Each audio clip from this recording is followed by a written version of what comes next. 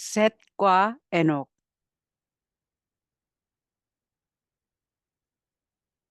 셋은 존귀한 인물이었으며 의의를 행하는 일에 아벨의 자리를 채울 사람이었다. 그러나 그도 죄된 가인과 같이 아담의 아들이었으며 가인보다 선천적으로 더 선한 성품을 아담에게서 유전으로 받은 것은 아니었다. 셋은 죄 가운데 출생하였지만 하나님의 은혜로 말미암아 그의 부친 아담의 신실한 교훈을 따름으로써 그는 그분의 뜻을 행함으로써 하나님을 영화롭게 하였다. 셋은 패역한 가인의 후손과의 교제를 끊고 아벨이 살아 있었다면 행했을 일, 즉 죄인들의 마음을 돌이켜 하나님을 존경하고 순종하게 하려고 노력하였다. 에녹은 거룩한 사람이었다. 그는 전심으로 하나님을 섬겼다. 그는 인류의 패덕함을 깨닫고 가인의 후손들과의 교제를 끊고 그들의 큰 죄악을 책망하였다. 세상에는 하나님을 인정하고 경외하고 예배하는 자들도 있었다. 그러나 의로운 에녹은 경건하지 못한 자들의 죄악이 증가해 가는 것을 보고 심히 괴로워하였다. 혹 그들의 불신앙에 감염되어 하나님의 고상하신 품격에 마땅히 돌려야 할 거룩한 경외심으로 하나님을 공경하지 못할까 염려하여 불경건한 자들과 사귀기를 꺼렸다. 사람들이 하나님의 권위를 짓밟는 것을 매일 목격할 때에 에녹의 마음은 괴로웠다. 그는 그들과의 교제를 끊기로 선택하고 많은 시간을 홀로 묵상과 기도하는 일에 바쳤다. 에녹은 하나님을 사모하고 더욱 완전히 하나님의 뜻을 이해하고 그의 뜻을 행하기 위하여 기도하였다. 하나님께서는 천사를 통하여 에녹과 더불어 교통하시며 그에게 거룩한 교훈을 주셨다. 하나님께서는 당신을 반역하는 사람들을 언제까지나 무작정 참으시지 않으실 것을 에녹에게 알려주었다. 즉 세상에 홍수를 내려 범죄한 인류를 멸하실 당신의 뜻을 알려주셨다. 우리의 시조가 쫓겨난 순결하고도 아름다운 에덴 동산은 하나님께서 세상을 홍수로 멸망시키기로 작정하실 때까지 세상에 남아 있었다. 하나님께서는 그 동산을 만드시고 특별히 축복하셨으며 그 후에 그분의 놀라운 섭리 가운데서 그 동산을 이 세상에서 철수시키셨으나 거두어 가시기 전보다 더욱 아름답게 단장하여 다시 이 세상에 돌려주실 것이다. 하나님께서는 이 땅에 내리신 그 저주를 받지 않은 완전한 창조물의 한 표본을 보존하기로 계획하셨다.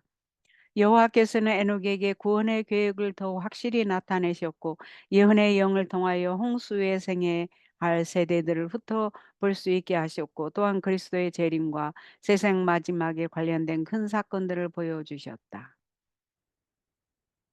에녹은 죽은 자들에 관하여 당혹스러워했다. 그에게는 의인이건 악인이건 다 같이 티끌로 돌아가고 그것이 그들의 종말이 되는 것처럼 생각되었다. 그는 무덤 저편의 의인의 생애를 명백히 볼 수 없었다. 예언적 이상 가운데서 그는 하나님의 아들이 인간의 속죄 제물이 되어 죽으실 것에 대하여 가르침을 받았으며 또한 죽은 의인에게 생명을 주시고 무덤에서 그들을 속량하시기 위하여 하늘 구름을 타고 천사들의 무리를 대동하시고 오시는 그리스도의 모습을 보았다. 아멘. 에녹은 또 그리스도께서 두 번째 나타내실 때에 그때의 세상의 타락한 상태를 보았는데 사람들이 자만하고 참남하며 이기적이고 하나님의 율법을 거역하며 오직 한 분이신 여호와 하나님과 우리 주 예수 그리스도를 부인하고 그의 보혈을 무시하며 그의 속죄를 경시할 것이었다. 에녹은 악인들이 주님에게서 분리되어 불에 소멸되는 동안 의인들이 영광과 존귀로 관시움을 받는 것을 보았다. 에녹은 하나님께서 예언의 영을 통하여 자기에게 나타내신 모든 것을 사람들에게 충실하게 알려주었다. 어떤 이들은 그의 말을 듣고 죄악에서 돌이켜 하나님을 경외하고 경배하였다.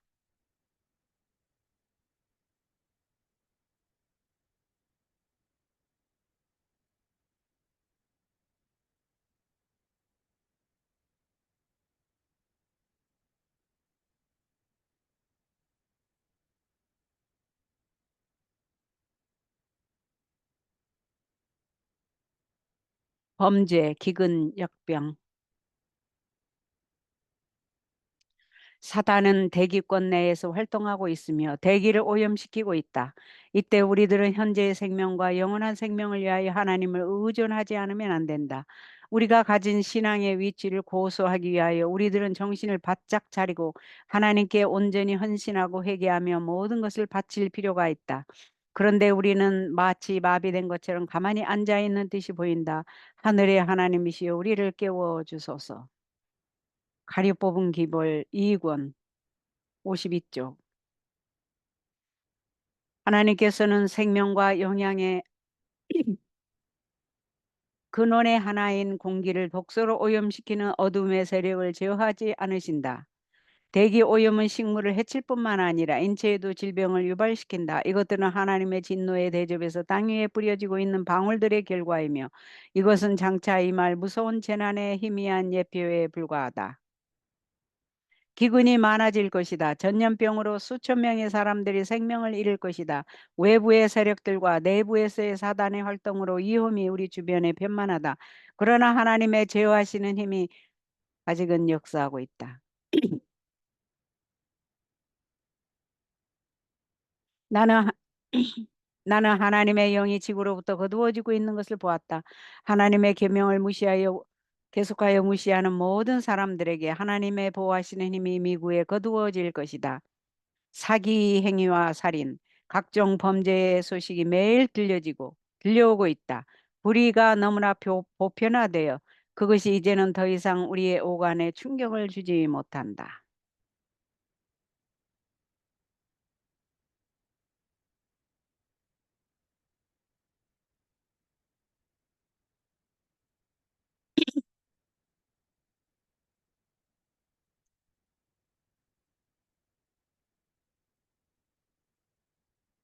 하나님의 일꾼들,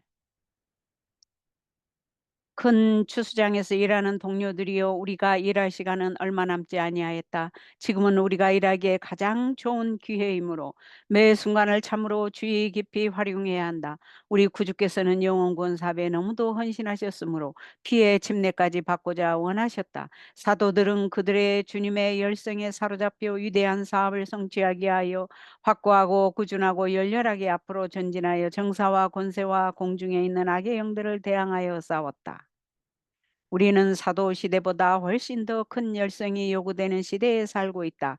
그러나 그리스도의 일꾼들 중 많은 사람들에게 불안한 감정과 현대 부흥사들의 허황된 스타일을 본받고자 하는 욕망과 무엇인가 큰 일을 하고 선동적인 분위기를 일으키고 유능한 설교가로 인정을 받으므로 명예와 영광을 받고자 하는 욕망이 있다. 그런 사람들은 비록 어려움을 당할지라도 영웅들에게 주어지는 영광을 얻을 수만 있으면 불굴의 정력으로 사업에 열중하게 될 것이다. 그러나 거의 알려지지 않은 채 생활하고 활동하며 무명인으로서 사람들에게 특별한 칭찬을 받지 않고 예수님을 위하여 수고하고 희생하는 일은 불과 소수의 사람들만이 간직하는 건전한 원칙과 확고부동한 목적이 요구된다. 만일 겸손하게 하나님과 동행하고 사람들을 보지 않고 오직 그리스도를 위해서만 더욱 큰 노력을 기울였을 것 같으면 더 많은 일이 성취되었을 것이다. 목회 사업에 종사하는 나의 형제들이여 온전히 온유하고 겸손한 태도로 예수님을 찾으라. 사람들의 주의를 그들 자신에게로 끌고자 하지 말라. 그대들이 예수님을 높이는 동안 그릇에 불과한 그대 자신을 보지 않게 하라. 예수님에 관하여 이야기하고 예수님 안에서 자아를 잊어버려라. 우리의 믿음에 관해서는 지나치게 요란하고 흥분하면서도 갈바리와 십자가는 잊어버리고 있다. 우리가 상호간의 칭찬을 받을 때 서로를 높이는 일에 연합할 때 우리는 가장 큰 위험에 빠지게 된다. 바리새인들의 큰 관심은 사람들의 칭찬을 받는 데 있다. 그리스도께서는 그들이 받을 상을 이미 받았다고 말씀하셨다. 우리에게 지정된 일을 맡아 그리스도를 위하여 일하자. 우리는 고난을 당할지라도 그리스도를 위하여 당하자. 거룩하신 우리 주님께서는 고난으로 온전하게 되셨다. 아, 우리는 그분께서 일하신 것처럼 일하는 사람들을 언제 보게 될 것인가? 하나님의 말씀은 우리의 표준이다. 모든 사랑의 행동, 모든 친절한 말, 고통당하고 압제받는 자들을 위한 모든 기도는 영원한 보좌 앞에 상달되어 불멸의 하늘 기록에 남는다. 하나님의 말씀은 가장 이해력이 둔한 자들의 마음에 빛을 비춰주고 그 빛은 가장 교양 있는 자들에게 그들의 부족과 죄악의 상태를 깨닫게 해준다. 원수는 오늘날 영혼들을 매우 싼 값으로 사고 있다. 성경은 너희가 값없이 팔렸다고 말한다. 어떤 사람은 세상 사람들의 칭찬으로, 어떤 사람은 돈으로, 어떤 사람은 비열한 정욕의 만족으로, 어떤 사람은 세상 오락으로 자기의 영혼을 팔고 있다. 그런 매매는 매일 이루어지고 있다. 사단은 그리스도의 피로 산 영혼들의 값을 매기고 있으며 그들을 속량하기 위하여 지불된 값이 무한한 것임에도 불구하고 그들을 싼값으로 사고 있다.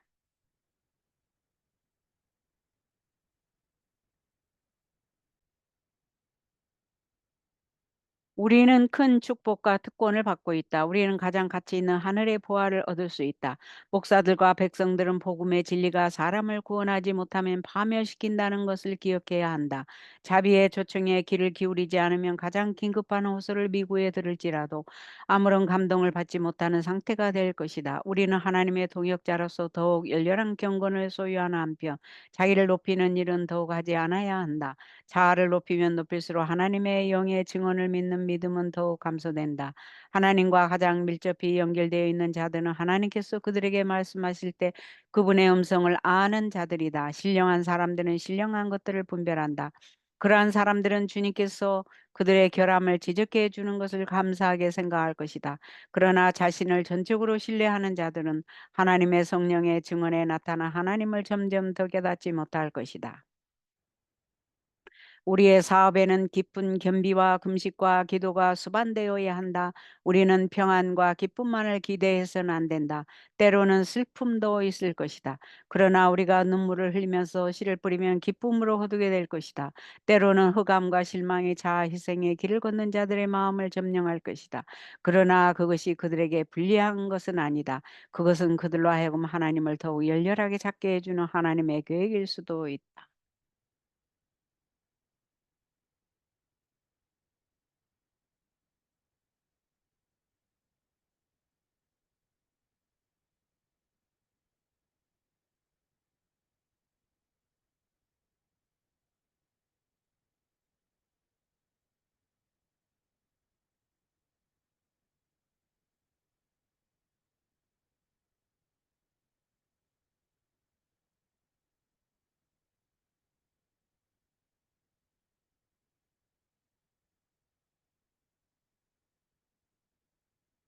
대사명.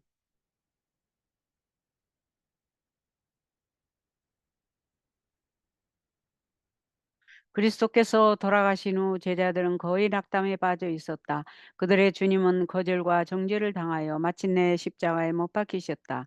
제사장들과 관원들은 조롱하는 말로 저가 남은 구원하였으되 자기는 구원할 수 없도다.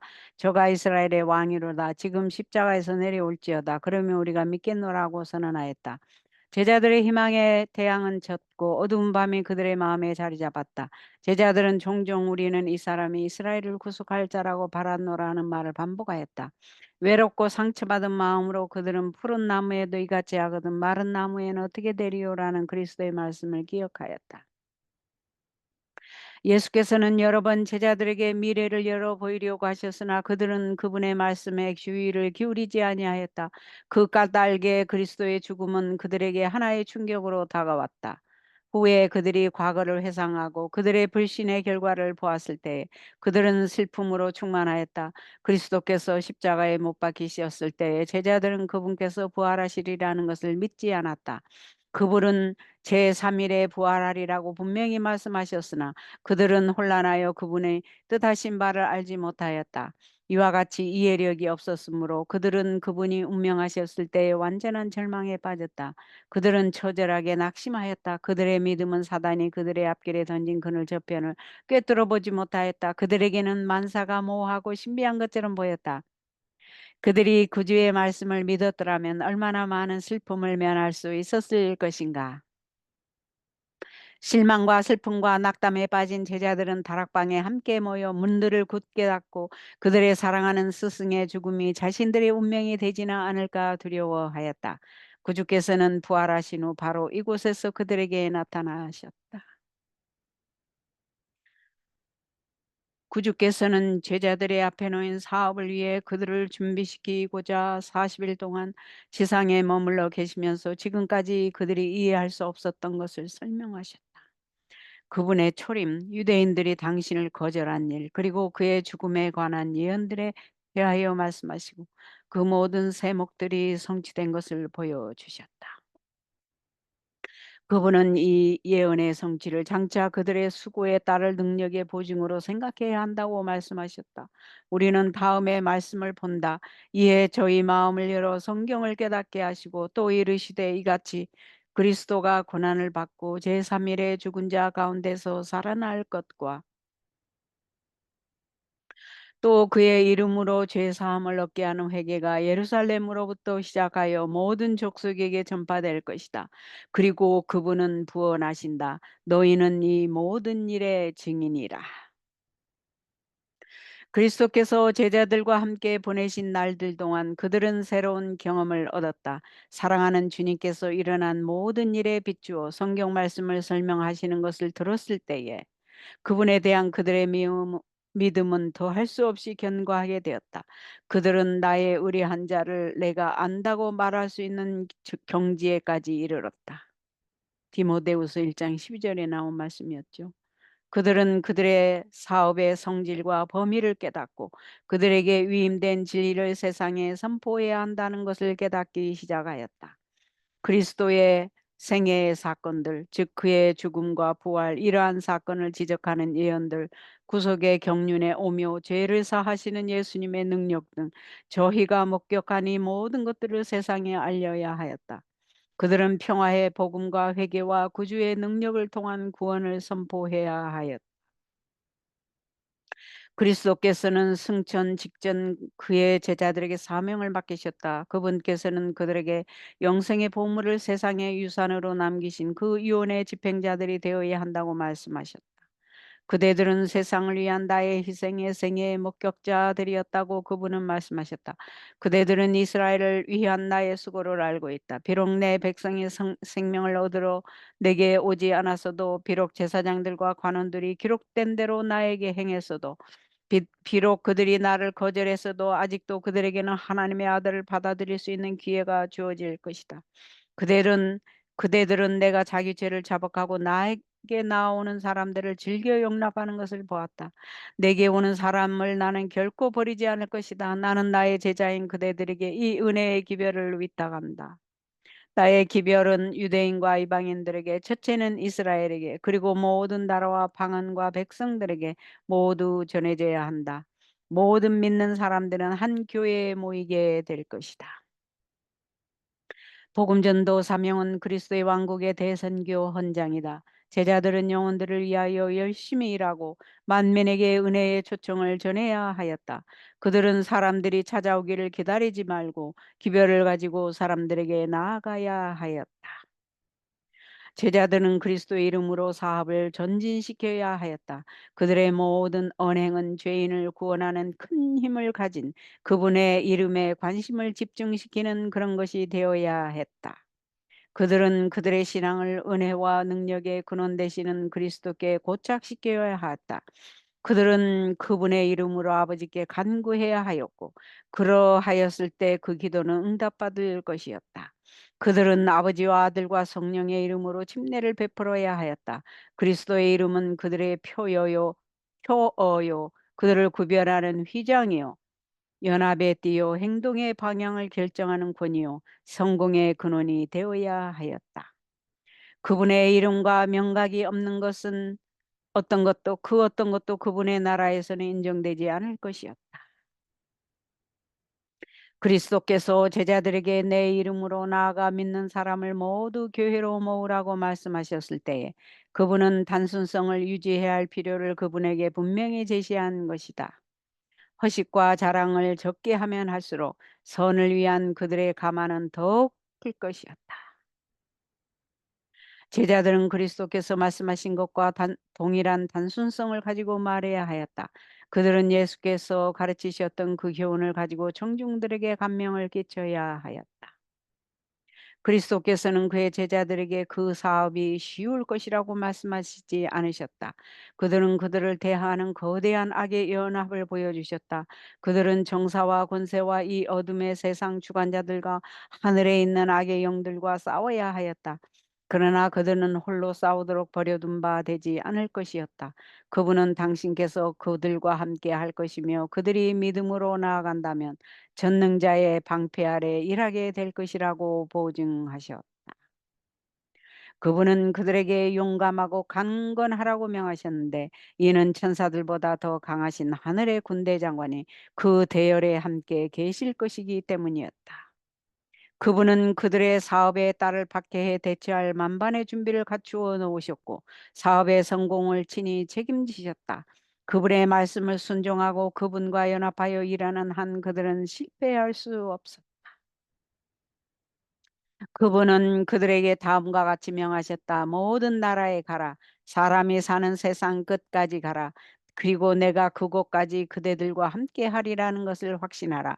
그대들을 버리는 때는 결코 없으리니 믿음과 확신을 가지고 일하라. 내가 너희와 항상 함께하여 의무를 수행하는 너희를 도와주고 지도하고 위로하고 성화하게 하고 붙잡아주고 다른 사람들로 그들의 시선을 하늘로 향하게 할 수 있는 기별을 전하는 일에 성공하게 할 것이다. 인류를 위한 그리스도의 희생은 충분하고도 완전한 것이었다. 속죄의 조건은 다 성취되었다. 그분이 이루고자 이 세상에 오신 사업은 완성되었다. 그분은 나라를 얻으셨다. 그리스도께서는 그것을 사단에게서 빼앗으시고 만물의 후사가 되셨다. 그분은 하늘 군대의 영광을 받으시려고 하늘의 하나님의 보좌를 향해 가시는 중이었다. 무한한 권위를 부여받으신 그분은 그의 제자들에게 사명을 맡기셨다.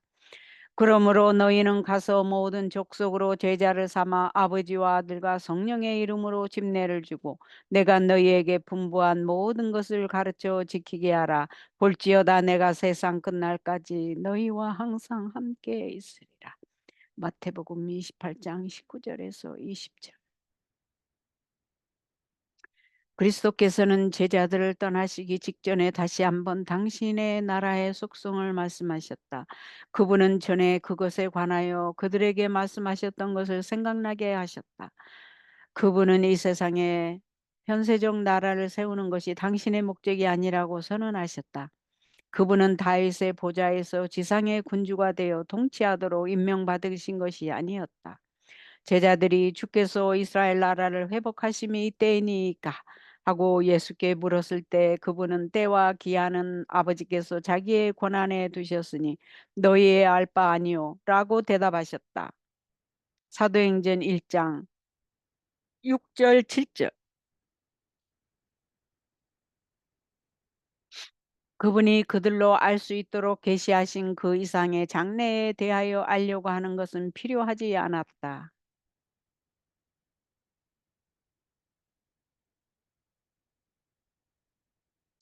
복음의 기별을 선포하는 것이 그들의 일이었다.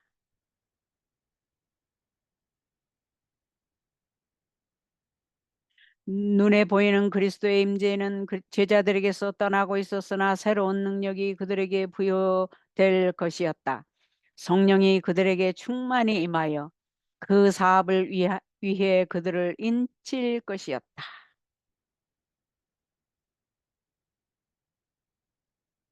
구주는 볼지어다 내가 내 아버지의 약속하신 것을 너희에게 보내리니 너희는 위로부터 능력을 입히올 때까지 이 성에 유하라. 누가복음 24장 49절이라고 말씀하셨다. 요한은 물로 침례를 베풀었으나 너희는 몇 날이 못되어 성령으로 침례를 받으리라. 오직 성령이 너희에게 임하시면 너희가 권능을 받고 예루살렘과 온 유대와 사마리아와 땅 끝까지 이르러 내 증인이 되리라. 사도행전 1장 5절 8절. 구주께서는 아무리 논리적이라고 할지라도 논쟁으로는 굳은 마음을 녹이거나 세욕과 이기심에 딱딱한 껍질을 깨뜨리지 못할 것을 아셨다. 구주께서는 제자들이 하늘의 선물을 받아야 하며 또한 길이요 진리요 생명이신 그분을 아는 산 지식으로 뜨거워진 마음과 감동적인 입술로 선포할 때에만 복음이 효과가 있으리라는 사실을 아셨다.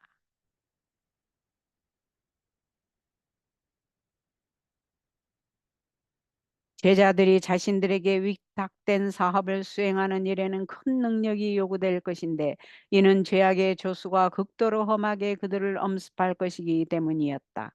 방심치 않는 단호한 악의 지도자가 흑암의 군대를 지휘하고 있으므로 그리스도를 따르는 자들은 성령을 통하여 하나님께서 주시는 도움을 힘입을 때에만 의를 위하여 싸울 수 있을 것이었다. 그리스도께서는 제자들에게 예루살렘에서부터 그들의 사업을 시작하라고 말씀하셨다.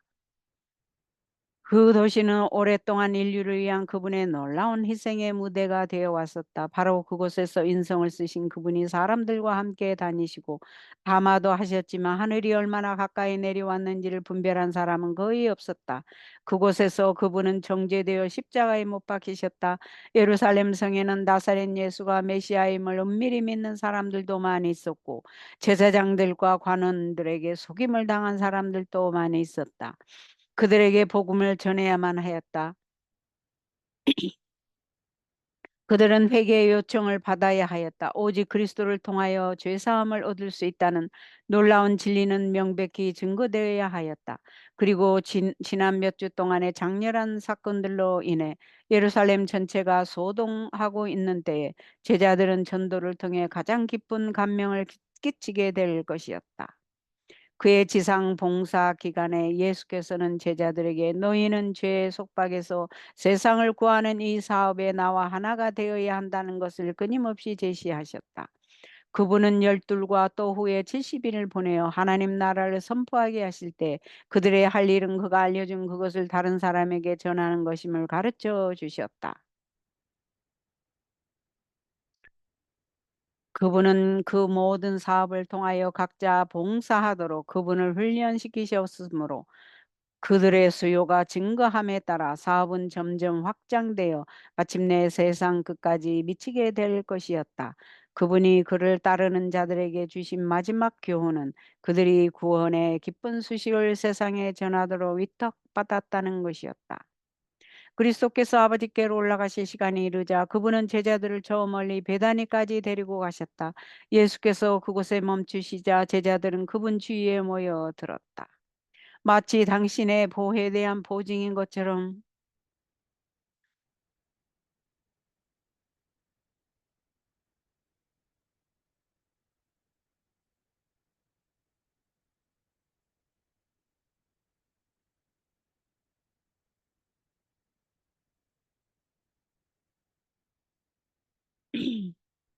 손을 펴 축복하시고는 그들 가운데서 천천히 승천하셨다. 축복하실 때에 저희를 떠나 하늘로 올리우셨다. 누가복음 24장 51절.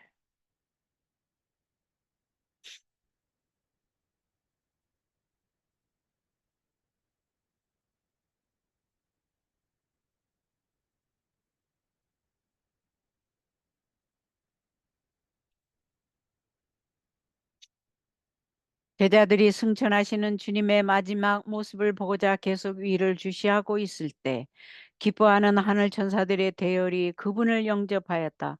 이 천사들은 예수를 하늘 궁정으로 호위하면서 땅의 열방들아 하나님께 노래하고 주께 찬송할지어다.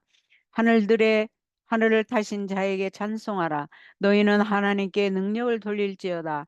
그 위엄이 이스라엘 위에 있고 그 능력이 하늘에 있도다라고 시편 68장 32, 34절에 있는 말씀라고 의기양양하게 노래하였다.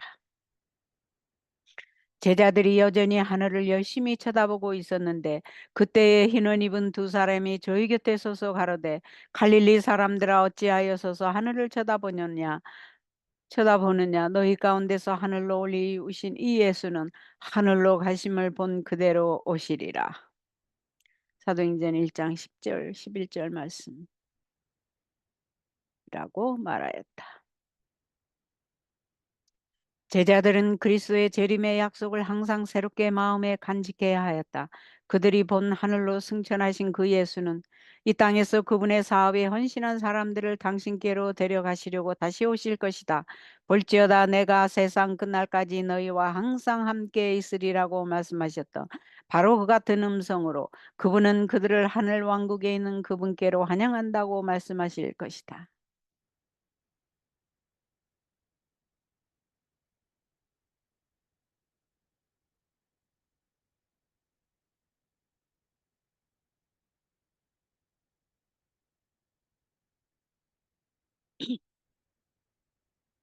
상징적인 예식에서 대제사장이 그의 정장을 벗고 일반 제사장이 흰 세마포 옷을 입고 진무한 것처럼 그리스도께서도 왕복을 벗으시고 인성을 옷 입으시고 제사장으로서 자신을 제물로 희생 제사를 드리셨다. 대제사장이 지성소 봉사를 마친 후 정장을 다시 입고 기다리는 회중에게 나온 것처럼 그리스도께서도 세상에서 빨래하는 자가 그렇게 희게 할 수 없을 만큼 마가복음 9장 3절 아주 흰 옷을 입으시고 두 번째 다시 오실 것이다. 그분은 자신의 영광과 아버지의 영광으로 오실 것인데 모든 천사의 무리가 그를 호위할 것이다. 이리하여 내가 다시 와서 너희를 내게로 영접하리라고 제자들에게 하신 약속이 성취될 것이다.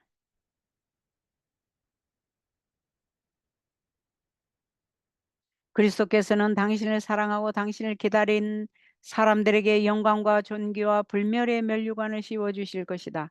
죽은 의인들이 무덤에서 일어날 것이며 살아있는 자들은 그들과 함께 끌어올리어 공중에서 주를 영접하게 될 것이다.